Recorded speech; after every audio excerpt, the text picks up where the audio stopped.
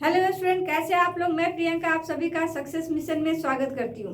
आज का क्लास जो है आपका फ्रैक्शन का थर्ड पार्ट होने वाला है, जिसमें डेसिमल फ्रैक्शन का आपका पूरा का पूरा थ्योरी होगा। ठीक है, फोर्थ पार्ट में आप लोगों का जितना भी फ्रैक्शन चैप्टर से मतलब जितने भी फ्रैक्शन का मिक्स फ्रैक्शन हो, प्रॉपर फ्रैक्शन हो, सभी का जो कंबाइंड क्वेश्चन सब आता है वो सारे का सॉल्यूशन क्लास होगा। ठीक है, तो जो नहीं देखे हुए हैं पहला पार्ट और दूसरा पार्ट इसका, वो इस वीडियो के डिस्क्रिप्शन में उसका लिंक दिया हुआ है, वहां से देख लीजिए। और इसका प्ले लिस्ट भी बना हुआ है आपका मैथ्स का अलग ही। ठीक है, उसमें सारे क्लासों का उसमें प्ले लिस्ट में आपका दिया हुआ है, वहां से हर एक क्लास आप देख सकते हैं। ठीक है, तो जो हमारे चैनल पे नए हैं वो हमारे चैनल को अभी सब्सक्राइब कर लीजिए, ताकि आप अभी भी देर ना हो, सारी चीजें आपको प्रोवाइड की जाएगी। क्लियर है? चलिए आज का क्लास स्टार्ट करते हैं। देखिए, फ्रैक्शन तो पढ़े ही थे हम लोग, फ्रैक्शन का भी टाइप पढ़े थे। अब ये है आपका डिसिमल फ्रैक्शन। अब डिसिमल फ्रैक्शन कहते किसको है? तो देखिए, वैसा भिन्न जिसका हर डिनोमिनेटर क्या हो, 10 का गुणज हो या 10 के पावर में हो। कहने का मतलब है 1 बटा अगर 10 लिख दिए तो इसे हम लोग डिसिमल में चेंज कर सकते हैं कि नहीं? आप इसे कहेंगे 0.1, ये हो जाएगा आपका। अगर 1/100 लिखे हैं तो ये आपका क्या है? 10 का मल्टीपल है, एक और एक्स्ट्रा 10, तो ये आपका कितना हो जाएगा? 0.01। इसी तरह अगर आप 2/1000 लिखते हैं तो इसे हम लोग क्या करेंगे? 0.002 लिखेंगे। तो कहने का मतलब है वैसा भिन्न जिसका डिनोमिनेटर, ये सब का सब क्या है? डिनोमिनेटर है। तो जिसका डिनोमिनेटर क्या हो? 10 के घात में हो, पावर में हो, या 10 के गुणज में हो, तो उसे हम लोग क्या बोलेंगे? डिसिमल फ्रैक्शन बोलेंगे। क्लियर है? चलिए, अब डिसिमल फ्रैक्शन कितने टाइप के होते हैं तो वो देखिए, यहाँ पे आप लोगों को 7 टाइप यहाँ पढ़ाने वाले हैं डिसिमल फ्रैक्शन से, और ये बहुत इंपॉर्टेंट हो जाता है सीटेट के एग्जाम के लिए। ठीक है, यहीं से क्वेश्चन आता है आपका। देखिए, पहला है आपका शांत दशमलव। ठीक है, जिसको टर्मिनेटिंग डिसिमल बोलते हैं। अशांत दशमलव नॉन टर्मिनेटिंग डिसिमल, फिर आवर्त दशमलव रेकरिंग डिसिमल, समरूप दशमलव लाइक डेसिमल, विषम रूप दशमलव अनलाइक डेसिमल, समान दशमलव इक्विवेलेंट डेसिमल, मिश्रित दशमलव मिक्स डेसिमल। ठीक है, तो ये सातों के सातों पढ़ने हैं। अब देखिए सातों में क्या क्या अंतर है ये सब देखते हैं। देखिए, शांत दशमलव, अगर कोई आदमी मर जाता है तो उसके आत्मा के शांति के लिए हम लोग क्या करते हैं? हवन वगैरह कराते हैं, ये सब है ना प्रथा हमारे संस्कृति में। अब देखिए, अब वो वाला शांत कहने का मतलब अगर डिवाइड कर रहे हैं तो एक अंक के बाद, 2 अंक के बाद, दशमलव के बाद क्या हो जाएगा? वो पूरा का पूरा डिविजिबल हो जाएगा, मतलब वो शांत हो जाएगा। ठीक है, तो देखिए दशमलव के बाद पूर्णतः विभाज्य हो तो उसे हम लोग क्या बोलेंगे? शांत दशमलव। जैसे सपोज कीजिए कि 7 में भाग दे रहे हैं 4 से। ठीक है, तो अब 7 में 4 से डिवाइड करेंगे तो ये क्या हो जाएगा? 7 4 इकाई 4, आपका 3 बच गया, तो आप दशमलव देंगे। फिर 4 सत्ते 28 हो जाएगा, फिर आपका 2 बच गया, तो 4 पचे 20, मतलब 1.75 आपका क्या है? दशमलव के बाद आपका कट गया कि नहीं? पूरा पूरा डिविजिबल हो गया। तो जब पूरा का पूरा डिविजिबल हो जाए तो उसे हम लोग क्या बोलेंगे? शांत दशमलव बोलेंगे। क्लियर है? चलिए, नेक्स्ट है आपका अशांत दशमलव। अब देखिए, अशांत दशमलव में क्या है कि दशमलव के बाद भी आपका संख्या डिविजिबल पूरा का पूरा नहीं होगा। जैसे 1/3 है, अब 1/3 को जब डिवाइड करेंगे तो क्या होगा? 0.3333, ये कभी जाके इनफाइनाइट तक आप कर लीजिए, कभी भी ये कटने वाला नहीं है। तो इसे हम लोग क्या बोलेंगे? अशांत दशमलव नॉन टर्मिनेटिंग डिसिमल। क्लियर है? चलिए, उसी तरह इसे भी अगर आप डिवाइड करेंगे, 2/3 को भी डिवाइड करेंगे तो ये हो जाएगा 0.6666। ये भी आपका क्या है? अशांत दशमलव नॉन टर्मिनेटिंग डिसिमल। ठीक है, चलिए आवर्त दशमलव। अब देखिए, आवर्त दशमलव में क्या है कि दशमलव के बाद का अंक बार बार क्या हो? दोहराने लगे, बार बार रिपीट होने लगे। जैसे अगर सपोज कीजिए कि 0.3333, ये सब जो लिख रहे थे ये बार बार रिपीट हो रहा था। जैसे 1 में 3 से डिवाइड किए थे तो ये बार बार रिपीट हो रहा है, कभी कट नहीं रहा है। तो इसे हम लोग स्टॉप करने के लिए क्या करते हैं? जीरो पॉइंट जो डिजिट जो है बार बार रिपीट होता है उसी पे क्या करते हैं हम लोग एक ऊपर में लाइन खींच देते हैं, जिसे हम लोग क्या बोलते हैं, रेकरिंग बोलते हैं, आवर्त बोलते हैं। ठीक है, तो रेकरिंग डिसिमल भी बोल देंगे इसे या आवर्त डिसिमल बोलेंगे। क्लियर है? जैसे 2 में 3 से अगर डिवाइड करेंगे तो 0.6666 ये आपका रिपीट होता रहेगा। ठीक है, कटेगा भी नहीं। तो ये अशांत दशमलव तो है ही, आप प्लस इसे आप 0.6 पर रेकरिंग भी दे सकते हैं। ठीक है, तो कहने का मतलब है कि जितने भी अशांत दशमलव है उसे आप आवर्त दशमलव में भी चेंज कर सकते हैं, कह सकते हैं उसको। ठीक है, चलिए इसमें एक चीज और भी जोड़ सकते हैं कि कोई जरूरी नहीं है कि आपका एक ही डिजिट बार बार रिपीट हो। समय के हिसाब से अगर किसी संख्या में अगर डिवाइड करते हैं, अगर 0 पॉइंट के बाद या 2 3 2 3 2 3 बार बार रिपीट हो रहा है तो यहाँ भी हम लोग क्या करेंगे, 0.23 लिखेंगे और ये दोनों डिजिट पे क्या करना होगा, रेकरिंग देना होगा, क्योंकि आपका 2 3 2 3 2 3 क्या है, बार बार रिपीट हो रहा है। अगर आपका दिया हुआ हो कि 3.1467 फिर 1467 फिर 1467 और ये रिपीट हो रहा हो तो आप क्या करेंगे, 3.146 और फिर 7 फिर 1467 1467, तो ये सभी अंक क्या हो रहा था, रिपीट हो रहा था। तो ऐसे भी दे सकते हैं, ये एक डिजिट में भी रिपीट होता है और 2-3 डिजिट के बाद भी रिपीट होता है, तो इसे भी ध्यान में रखना है। चलिए नेक्स्ट है आपका समरूप दशमलव। कहता है दशमलव के बाद अंकों की मात्रा क्या हो, समान हो, मतलब अंकों की संख्या क्या होनी चाहिए, समान होनी चाहिए। जैसे 1.23 0.75 फिर 0.58।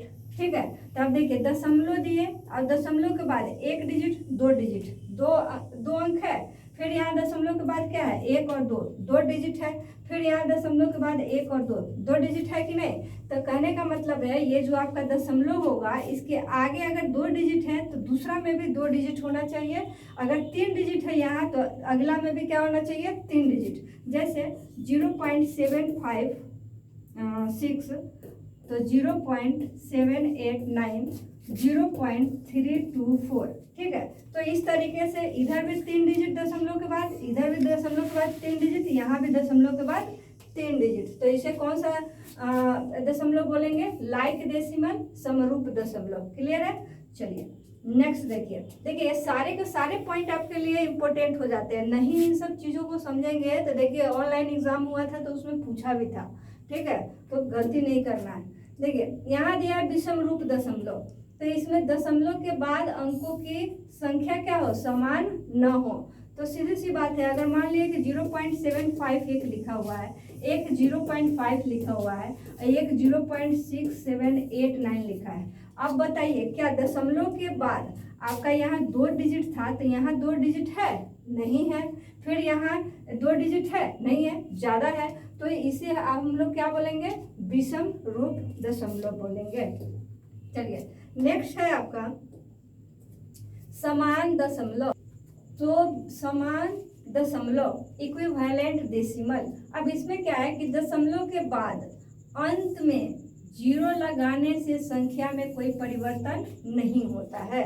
जैसे 0.78 दिया हुआ है, अब 0.780 भी लिख देंगे तो भी कोई फर्क नहीं पड़ेगा, 0.7800 भी लिख देंगे तो भी कोई फर्क नहीं पड़ेगा। इसे 0.780000 भी लिख देंगे तो इसमें कोई अंतर नहीं होगा, कोई फर्क नहीं पड़ेगा। ठीक है, तो कहने का मतलब है कि दशमलव के बाद अगर अंत में कोई भी डिजिट है उसके अंत में अगर 0 की संख्या भी लगा दे, 1 लगा दे, 2 लगा दे या 4 लगा दे तो कोई फर्क नहीं पड़ता है। और इससे जो है सीटेट में बहुत बार क्वेश्चन जो है आता है।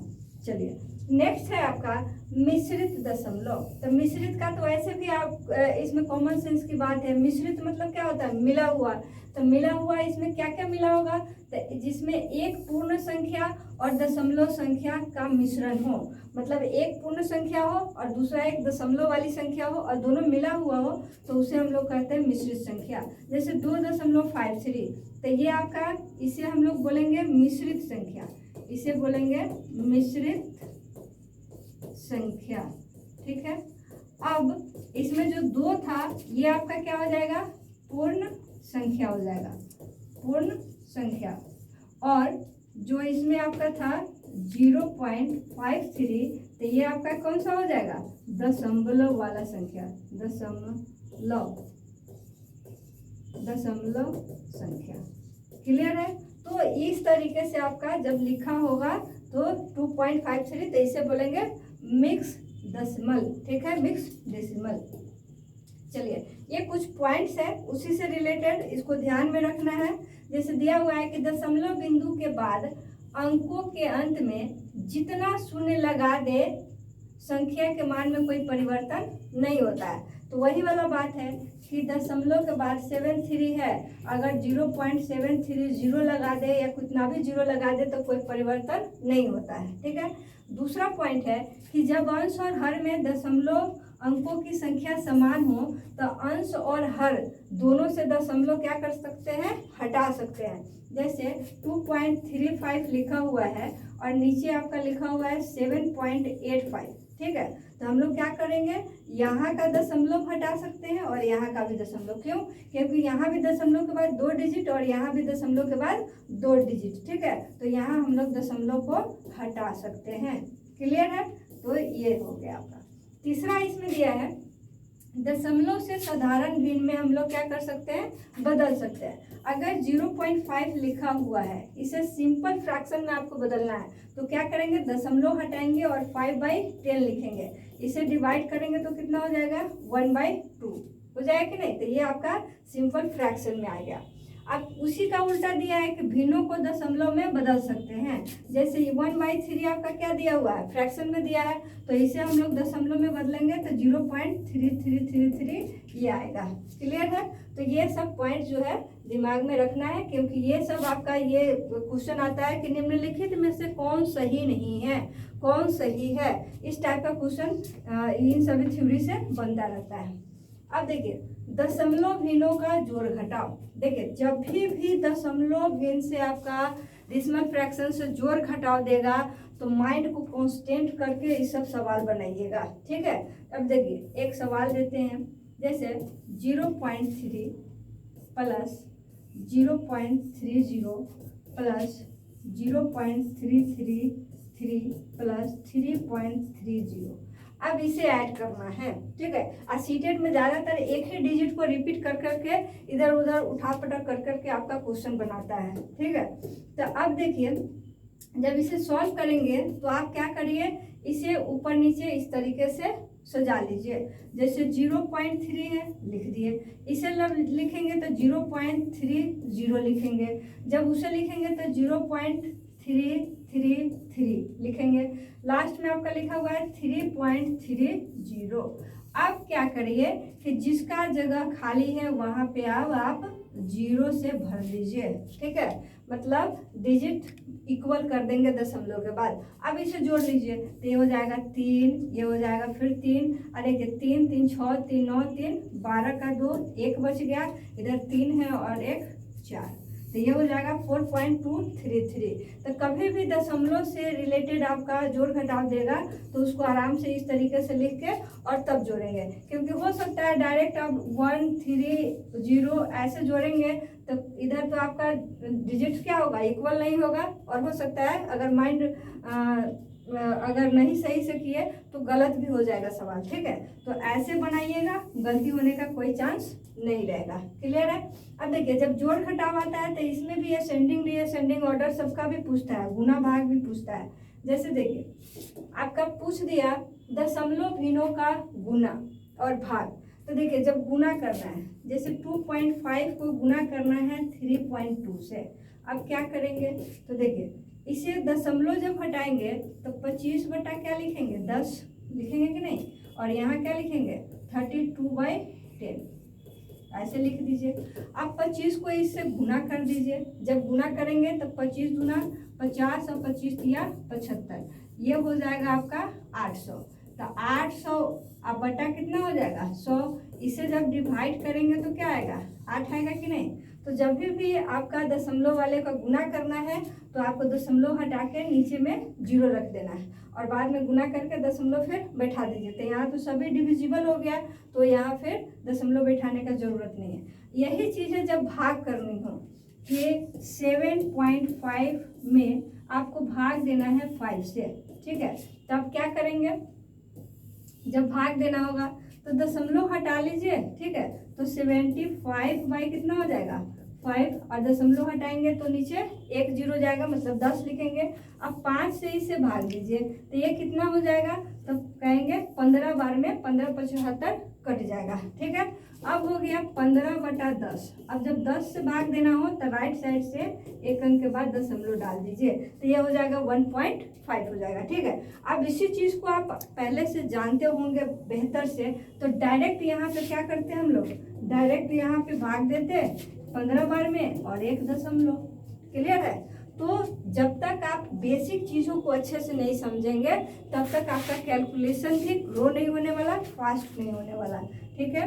और अभी जितने भी आप लोगों को मैं मैथ का वीडियो अभी भेज रही हूँ, सभी जो है ना बहुत बेसिक से करके आपको अपर लेवल तक सारा अप्रोच के लिए पढ़ा रहे हैं, ठीक है। तो ध्यान से सभी वीडियो देखिए और क्वेश्चन सब सॉल्व कीजिए। अब देखिए दशमलव वाले संख्या का आरोही अवरोही क्रम, अब असेंडिंग डिसेंडिंग ऑर्डर दिया, तो देखिए असेंडिंग डिसेंडिंग में तो सब कुछ जानते हैं कि असेंडिंग में क्या करते हैं, छोटे से बड़े की तरफ जाते हैं, और डिसेंडिंग में क्या करते हैं, बड़े से छोटे की तरफ।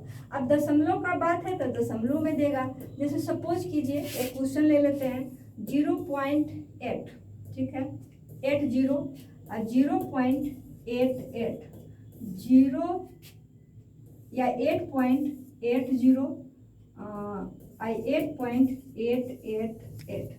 अब इसे आपको असेंडिंग ऑर्डर में बदलना है या फिर लार्जेस्ट वैल्यू या स्मॉलेस्ट वैल्यू में इसे आप कन्वर्ट करना है। दोनों पूछ सकता है, या तो आरोही क्रम अवरोही क्रम, या तो सबसे बड़ी संख्या कौन है या छोटी संख्या। तो अगर लार्जेस्ट वैल्यू निकालना हो, द लार्जेस्ट फ्रैक्शन या डेसिमल फ्रैक्शन लार्जेस्ट वैल्यू, तो ये क्या हो जाएगा। अब देखिए दशमलव के बाद 80 है, दशमलव के बाद 88 है, तो इससे बड़ा ए है, ठीक है। और यहाँ 8.80 है, 8 दशमलव इससे तो बड़ा यहाँ है कि नहीं, तो लार्जेस्ट वैल्यू आपका क्या हो जाएगा 8.888 हो जाएगा। क्लियर है। तो स्मॉलेस्ट वैल्यू कौन सा हो जाएगा, स्मॉलेस्ट वैल्यू।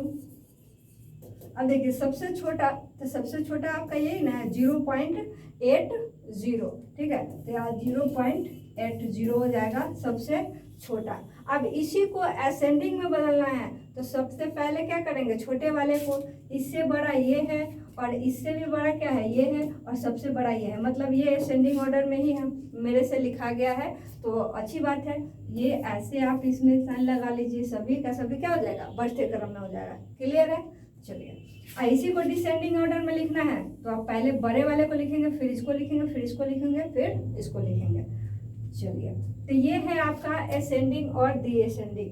डेसिमल फ्रैक्शन से आपका इसी सब टाइप का सवाल सब आता है, ठीक है।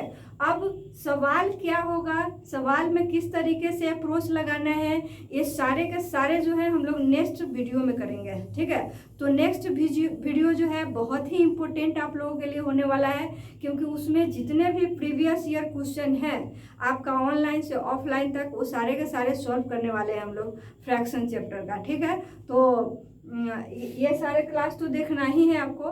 तो फिर नेक्स्ट जो वीडियो जाएगा उसको देखने से पहले इसका जितना भी थ्योरी पार्ट आपके पास गया है, तीन क्लास गया है इसका, तो वो सभी के सभी क्लास देखिएगा, ठीक है। और हमारे चैनल पे जो नए हैं वो चैनल को सब्सक्राइब कर लीजिए और अपने दोस्तों में ज़्यादा से ज़्यादा शेयर करिए ताकि आपके दोस्त लोगों का भी इंफॉर्मेशन बढ़े और सीटेट का तैयारी अच्छा हो।